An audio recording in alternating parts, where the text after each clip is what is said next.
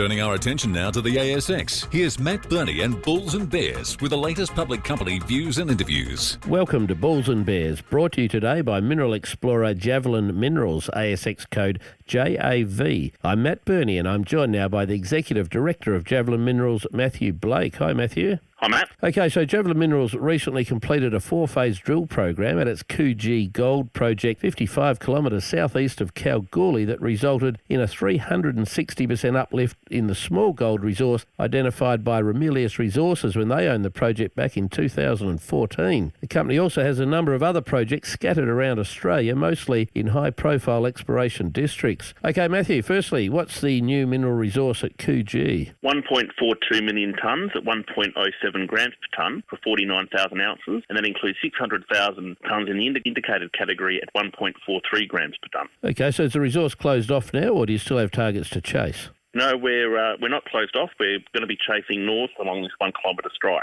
Okay, now I saw in some of your material that you're getting copper shows at Coogee in addition to gold. Is that looking significant for you? What are you thinking about copper? Because I see you don't have any in your resource at the moment. We are chasing copper more to the north, and that includes potentially a porphyry gold-copper system. Okay, so Coogee isn't Javelin's only project in the goldfields. You also have the Mount Ida Valley project just to the northwest of Kalgoorlie. What's to like about that project? Matt, 2,200 square kilometres west of Leonora and Menzies. We're chasing precious metals, base metals, lithium and rare earth elements. Okay, and further north in WA, Javelin also has the Bonaparte project in the Kimberley region. What are you searching for up there?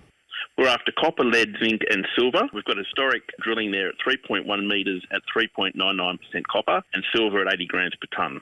Okay, and I see you have some ground in New South Wales. What's to like about that? Gold and platinum group metals at our Husky project. We're going to be doing some drilling there in some untested targets.